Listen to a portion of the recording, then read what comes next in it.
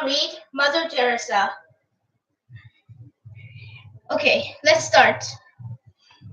North of Greece lies a small mountain nation. It is the country of Macedonia. Skopje is its capital city. A girl named Agnes was born in the city in August of 1910. As the girl grew, she showed a deep interest in spiritual things. At the age of 12, she felt an urging. She felt she had been given a special job. Her task was to spread the message of the love of the Christ. She felt she had a special calling to serve the poor. At 18, she left home. She went to Iran to become a nun. Her convent sent some workers to India. Young Agnes went to Calcutta. Soon the time came to take her vows, to officially become a nun. Agnes took the name Teresa. Her new name showed her desire to be like another nun. There is of Lisieux. There is of French girl who took her vows in the late 1800s. She had lived only a short time, but she was loved by all who knew her. The new Sister Teresa taught at St. Mary's School in Calcutta. The school was orderly and comfortable. The girls who attended were from middle-class families. It was a quiet little world all to itself. The years passed quickly. Teresa became head of the school. Just outside the school's pleasant walls lay a different world. A terrible poverty prowled the streets. Poor people died of sickness and starvation. Children roamed garbage dumps looking for scraps of food. They lived in filth, fighting to survive. Teresa saw the suffering just outside her window. The needs of the poor people were overwhelming. What could be done? One day, while riding on a train, she felt again the urging of God. She was reminded of her calling to help the poor. Teresa asked permission to leave the school. She begged food and other things to give to people in need. I felt as though I was leaving behind me all beauty and all joys, she said, and yet it was a call from God. She went out into the streets. She begged food and other things to give to people in need. She gathered a group of children off the street. She fed them and taught them. Most of all, she loved them. Sister Teresa began her own order of nuns.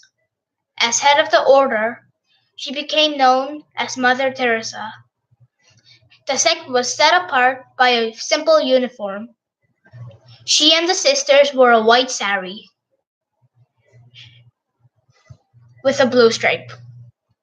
A sari is a simple dress worn in India. It is made by wrapping cloth around the body, one starving person at a time. The sisters went about the work of battling poverty. They studied nursing so they could help the sick. Walking down the street one day, Teresa saw a horrible sight. A very sick woman lay on the street. Rats had chewed at the woman's feet.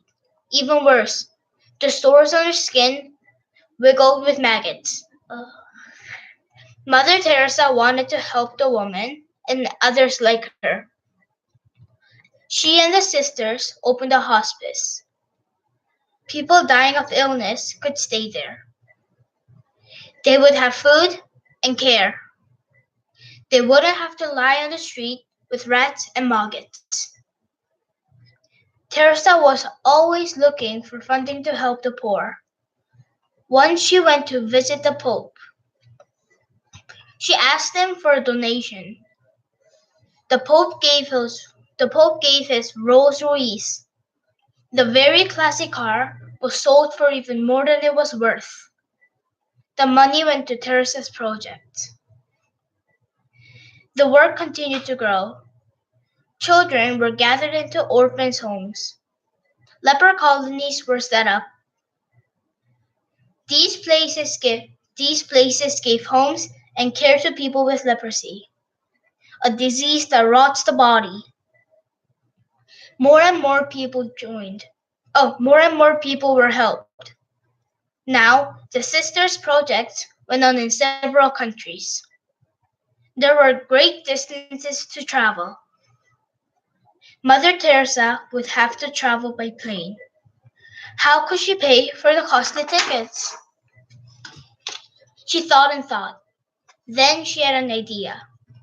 Could she work for a ticket? She offered to serve meals on the flight to pay for her passage. The airline turned down the offer. They didn't think a small nun in a white and blue sari would make an ideal hostess. Instead, the company allowed Mother Teresa to fly for free. Mother Teresa became known all over the world for her unselfish work. She was called the Saint of the Gutters. Many famous people, including Princess Diana, went to meet her. Teresa received the Nobel Peace Prize in 1979. All over the world, people marveled. How could one little nun do so much for so many? Mother Teresa had an answer. She said, I am a little pencil in the hand of a writing god, she said. He is sending a love letter to the world. Teresa died in 1997. Children still find homes in her orphanages. Sick people are still cared for in her clinics and hospices.